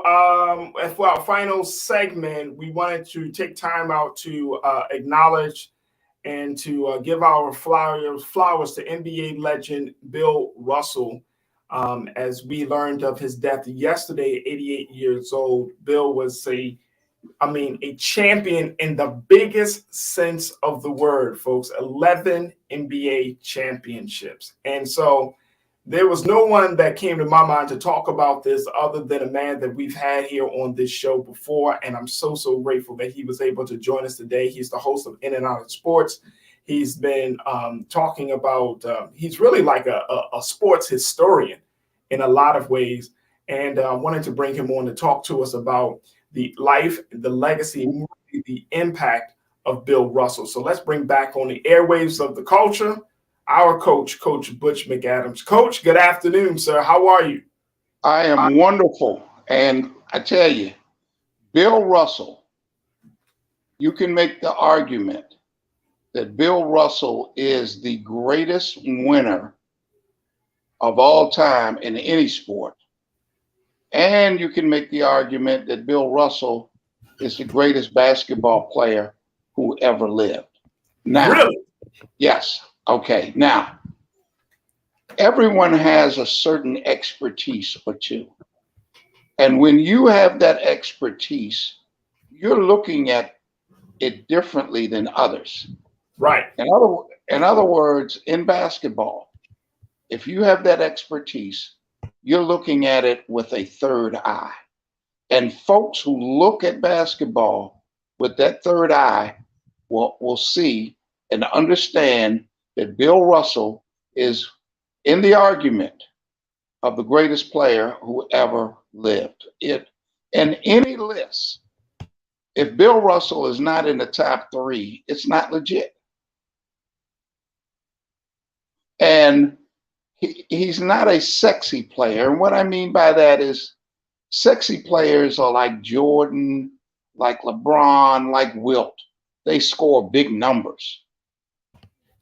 But Bill Russell was the dominant and the greatest basketball player at all time on the two, I want folks to hear me now, the two most important skill sets in all of basketball, and that's rebounding and defense. And there's an old saying: you can shoot too much, you can pass too much, you can dribble too much, but you can never rebound too much. And Coach, what do you think? What I mean, he and what I've learned about his history is that he really, one is that he was a great basketball player. Two, he didn't shy away from the uncomfortable conversations about That's race right. and who he was as it relates to like the Boston Celtics, which was pretty much an all-white team. Yes. He didn't shy away from his stand, when he stood with Muhammad Ali and Jim Brown and others. Of course, one of the, he always kept that part of him just out there to say, look, this is who I am. I can play the game and I can be a better man off the court as well. What do you attribute that to? I attribute that a lot to his upbringing. He grew up in Louisiana, and during a time where it was a couple of stories where his father went into the gas station and would not be served until the white people who were there were first served. His father started to leave, and as the story goes, someone put a shotgun to his head and said, "Don't you dare leave."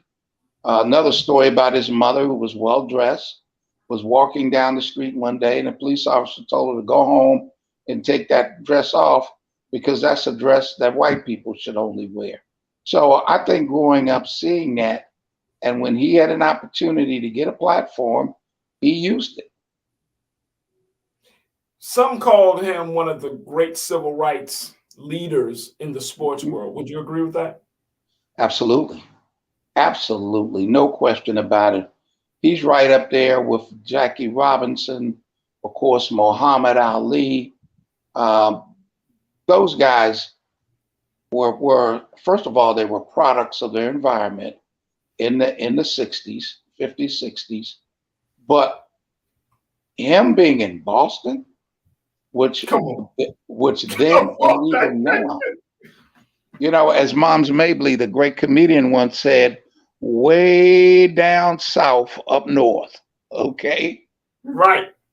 But let me clear this up. Sidetrack just slightly. While Boston then, and maybe some would say now, was an extremely segregated city, the Boston Celtics were one of the most progressive sports franchises in all of sports history. They were the first to draft a black man. They were the first to put an all-black five on the floor. And they were the first to hire a black coach. And that was because of Red Auerbach. Oh, I didn't know that. Yes. So when people talk about the Celtics being a white team, I push back on it because of that history I just gave you. And that's fact. Yeah. Yeah. When we have the conversation about his, on the court athleticism, he has to be among the top 3. We saw a number of NBA greats, Magic Johnson, and many others. I think Larry Bird put out something. I mean, many other people who have just acknowledged him as being one of the greats. What is one of the things as a coach and as a black man who understands the power of the celebrity of being a basketball player? What do you take from his life and legacy? What do we learn from him? Well, I think we can learn a lot of things. That first of all, Bill Russell was a very, very intelligent individual. Okay. And that's why he was such a great player, because he had the combination of great athleticism and intelligence. And when you put the two of those together, that's a winning combination. This guy won at every level. He won 2 national, and this is what a lot of people don't talk about because they aren't aware, but they talk about his 11 championships, right, for the Celtics. Right. All right, but he won 2 national college basketball championships. He won a gold medal. This guy was just a great winner because he was a step or 2 ahead of his opponent. And he used to say, you know what? A guy can fake me out, but the basket is going to be there. And he had not only the ability to block the shot, but he was known to block the shot. And here's an example of his great intellect on the court savvy. A lot of guys, when they block a shot, they'll block it and say, oh man, I put that in the popcorn stand, or roll 6, right? But Right. Bill Russell was so intelligent, he would block the shot and keep it in play. And most often that blocked shot would lead to a Celtics fast break. Wow. He had a skill for that. He had a skill for that. And Yeah. he studied his opponent. He knew what a player was comfortable with, what he was not comfortable with. He was left-handed. He was 6'10". He had a 7'4" wingspan. Hey. And he could run and he could jump. Wow. And one game, at least one game, and people talk about the 100 points that Wilt got, which is incredible. I don't think we'll ever see that again in the NBA. But I'm gonna tell you something else we'll probably won't ever see. Somebody getting 50 rebounds in a game. Can you believe that? Oh my God. 50 rebounds. 50 rebounds in a game. Gee. Wow. So, Coach, I know this is a hard question for you, brother, but I'm going to ask with the attempt that you break it down. I've also heard that Bill Russell, is now considered to be on the Mount Rushmore of basketball greats. Who else would you put out there right now? Oh, that's an easy question. That's an easy question. Bill Russell, Michael Jordan, Kareem Abdul-Jabbar, and Wilt Chamberlain. Now that's my Mount Rushmore. You know what? People may have theirs, but you asked me the question, and that's my Mount Rushmore. I don't see anybody that I would remove. First of all, you talk about Kareem Abdul-Jabbar, okay? A great winner, one of the all-time leading scorers. Yeah. The sky hook, and they changed the rules for him. Then Wilt Chamberlain speaks for itself. They said, oh, Wilt, you score, that's all you can do. So then Wilt said, okay, I'm going to show y'all. I'm going to lead the league in assists. He led the league in assists. And, 1 year, Wilt averaged, what did he average? I think he averaged something like 50 and 25. All right. And then, of course, Michael Jordan. So I didn't hesitate, did I? Nope. And look, I respect people to only put the players that they were able to see. I respect that. But I have a problem when people put out their all-time lists and they don't qualify. Qualify. These are my top 20, my top 100, top 50, top 75 players that I saw. That's fair. But no, that right there. That's it. Absolutely. MJ, Russell, Wilt, and Kareem. Now, what would be your 4? See, now you got me thinking now, Coach. I don't even know. Like, I would definitely put MJ up there. Right. But it would be hard for me because, I grew up in the Kobe era. Right. I really grew up in the Michael Jordan era. Like anybody, I would put Magic up there. Okay, that's fair. I would put Magic up there. I grew up around seeing Larry Bird. I think you have some like one of my favorite players was John Stockton. How he was shooting. Mm-hmm. You know what I mean?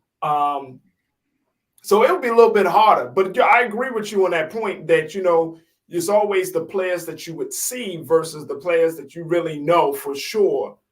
They like transcend time. You know what I mean? Their skills, their athleticism, what they did to the game and reshaping the game. And the 4 that you talked about literally reshaped the game of basketball. And if you want to ask me who would be my second Mount Rushmore, that'd be easy as well. Magic, Bird, LeBron, and Oscar Robertson. I can see that. So yeah, that's and you know what, Coach? I would probably even put, and I'm kind of going back and forth between Kobe and Iverson.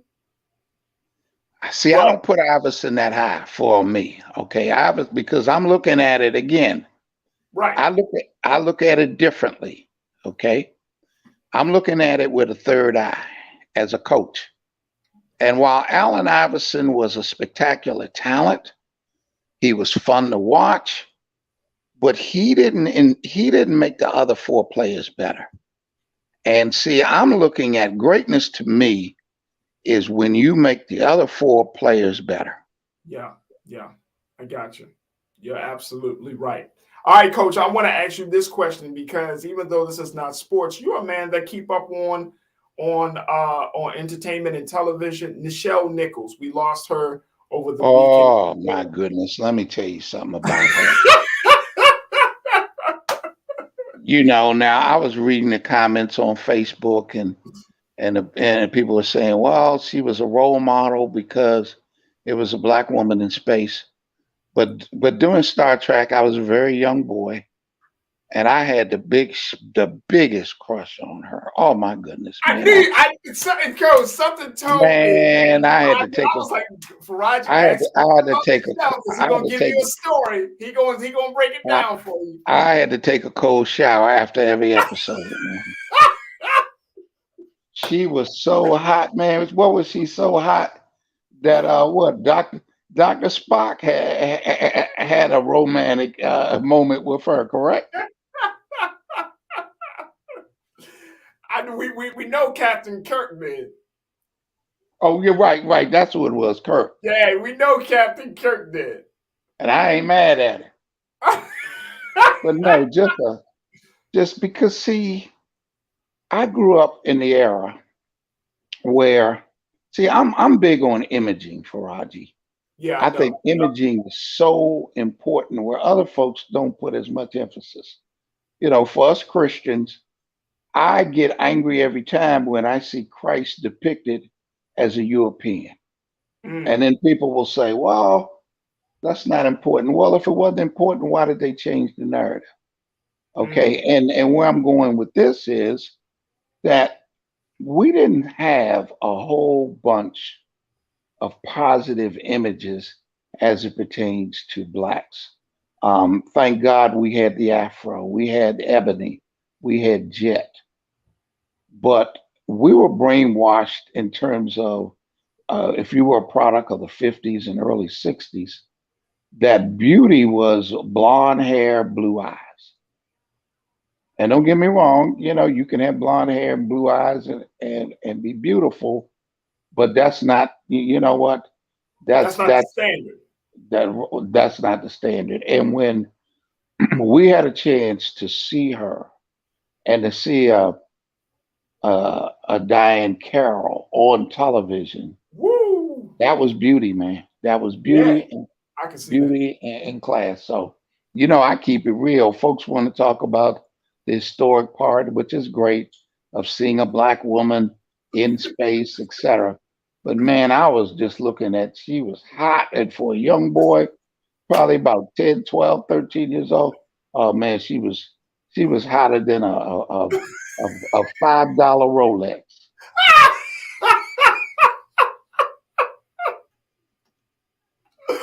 Okay. All right. Hey, Coach, I appreciate you, man. I appreciate you so much. Coach Butch McAllis, folks, checking in with us. We always have Coach on just to kind of give us some historical perspective on some of these topics, and it's always glad to talk to my big brother.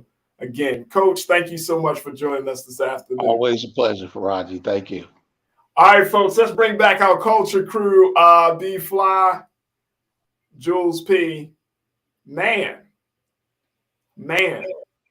Yo, first day, you have to drink some wine. You are so funny right now, B. You are so funny right now. That's crazy. Hey, look, real quick, I want to get y'all take on that. Bill Russell, Nichelle Nichols. Jules, what's your take on the two legends in sports and TV passed away in one day? Powerful meaning there. I think there's something there. I can't figure it out just yet, but that's a powerful thing. Two stars. I'm gonna start with Michelle. One, I agree with Coach. She was fine. So I didn't really like Star Trek, but I seen her and I was like, yeah, she like that. So that's what, because when you growing up, just remember, I grew up born in the late '80s, raised in the '90s. You have regular TV, so Star Trek came on UPN 24. So that's all you watched at nighttime. So it was like Star Trek was on, you just watch Star Trek. So she was the reason I watched Star Trek. So that's my adamant thing that I have to relate to her. As far as Bill Russell, it's so much that I'm a sports head, so I'm not going to dominate the time talking about all the sports, all the stuff, whatever. I just want to share the funniest story I heard.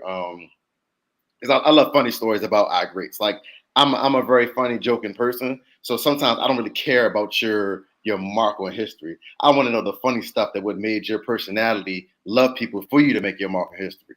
Right. So Kenny, the Jet Smith, of course, former Houston Rocket point guard, former Sacramento Kings point guard on NBA TV for Shaq, Ernie, and Charles right now. He shares the funniest story about when Bill Russell was the coach of the Sacramento Kings, and they were a bad team. They were a really, really bad team. And after the game, had to get on the bus to get to the plane to get to the next city, whatever. So Kenny goes, Kenny's a young player, second, I think rookie or second year. He gets on the bus. As a young people, we want to go chill in the back with the players. And as he got on the bus, Bill Russell sat in the front. So he snatched them and had him sit beside me. And Kenny was like, well, coach, like, I'm going to sit back there with them. Like, why you got to sit beside me? And Bill Russell looked at me and said, because he's a loser, he's a loser, he's a loser, he's a loser, and I want you to be great like me. Like, I think that's the story I've ever heard somebody say. Because it's like, again, we're talking about Bill Russell, 11-time champion. So he don't want you to sit with them bums in the back. If you want to be great, you better sit by me and learn a thing or two. And Kenny Smith did eventually go on and win 2 NBA championships. Hey, Jules, that's called upward mobility. Friendship bias. There we go. Hey, if you want to win, you better hang out with winners, man. Just right there beside me. Right. AB Fly, Nichelle Nichols. Yeah, I'm grateful for life that can transition in an elderly age, and that where we have enough in a lot of the work and their legacy to be left, so we can now go through the archives and create our own memorials and weave them into the stories of our own art, and it's a beautiful thing, and so it's interesting because the elders, the black elders always said, you know, like death happens in threes. And so and so for the news to come of these two at the same time, you know, it made me wonder, like, all right, where is the next, you know? And so, but it's a good this point. in these situations, you know, it's I would consider these good deaths. You know, it's a good death when you're able to exhaust your physical form out pushing 100 years old.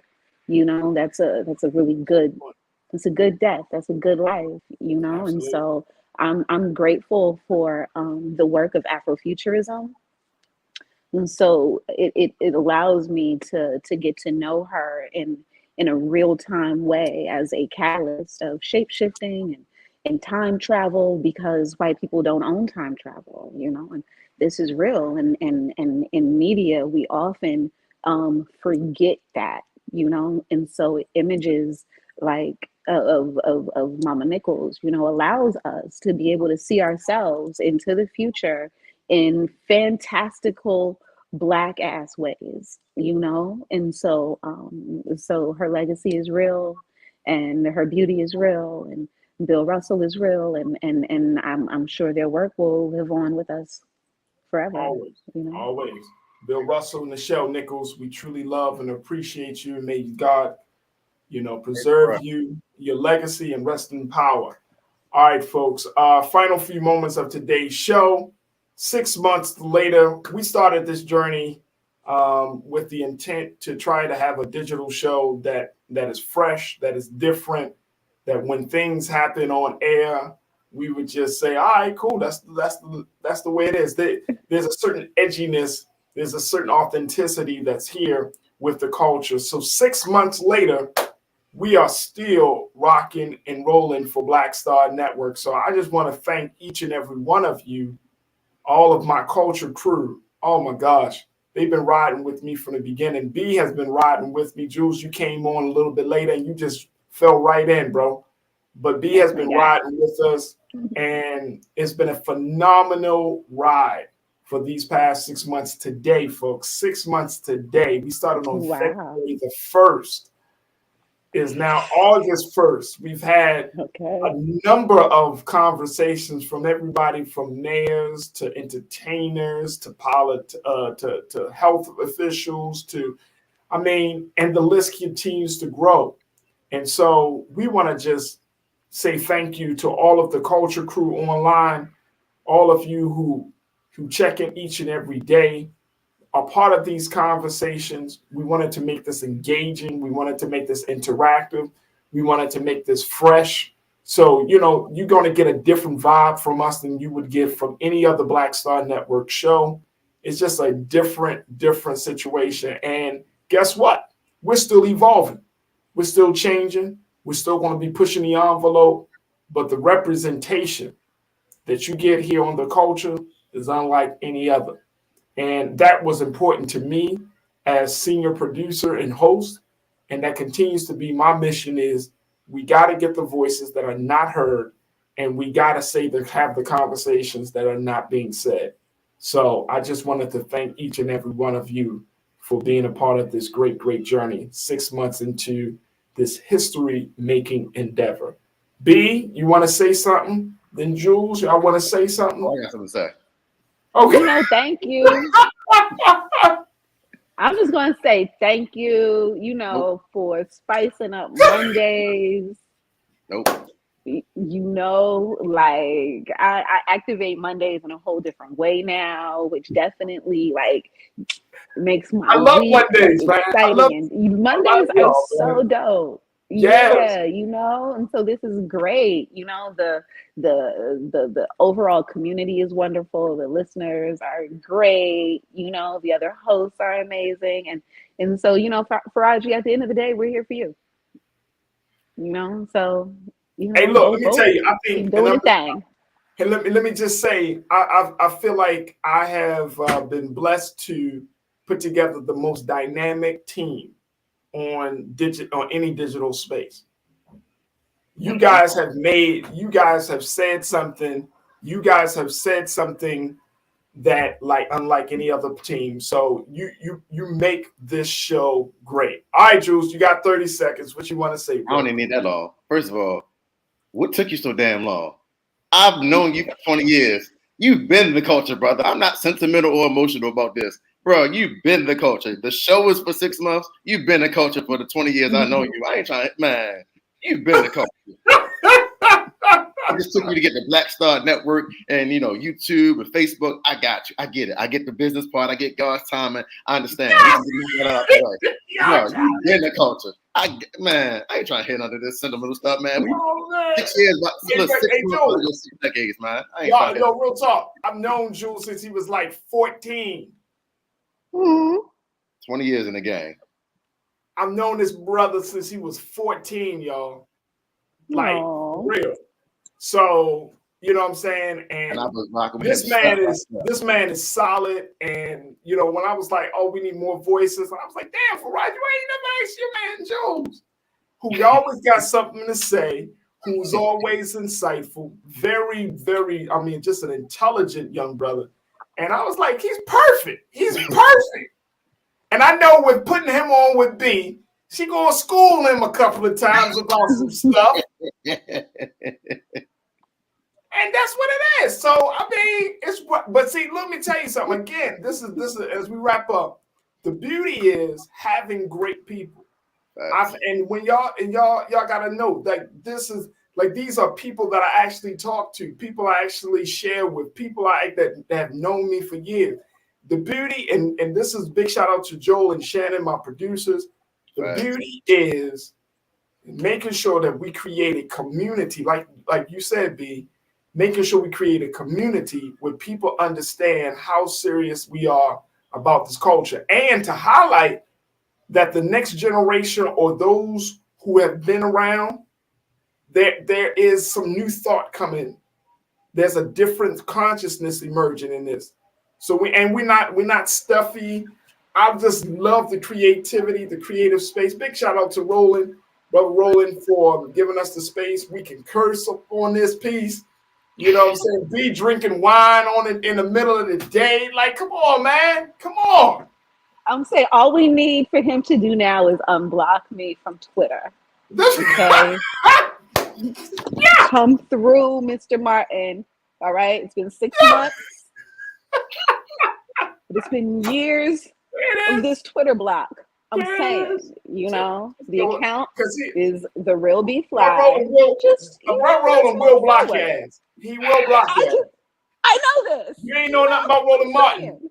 He will block your ass, man. Listen, he don't make no cuts. Block, delete. Your ass is done.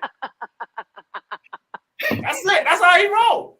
You be like, yo, can I be your friend? He'd be like, nah, because remember 4 years ago, you know, he got a memory like an elephant. You know what I mean? Like, nah, dog, was like 5 years ago you said that shit. Nah, bro. Nah. Look who's talking now. Block. It's real, you know? So, you know, thank you, Farajii, for sliding me through the back. You had a bad day, Roland. You just have a bad day. You got into the back door. Right. All right, y'all. I appreciate and love y'all. Thank y'all so much for being so good for the culture. We appreciate it. Jules P, B Fly. Check them out on social media. There it is. All right, folks. That's going to do it for me. I appreciate each and every one of you for being a part of the conversation. Make sure y'all continue to support Black Star Network wherever you find us. BlackStarNetwork.com is the website. Support Black Star Network. And, of course, continue to show your love by sharing the content and letting people know that this Black-owned media institution is here to stay, and we need your support financially and just through your support by word of mouth. So make sure you go to Black Star Network, download the app for free on all your devices, and make sure you make history with us. That's going to do it for me. I appreciate each and every one of you. As always, never be afraid to challenge what's wrong. Stand for what's right while being yourself in the process. God willing, we'll talk tomorrow for another exciting edition of The Culture right here on the Black Star Network. Peace. Have a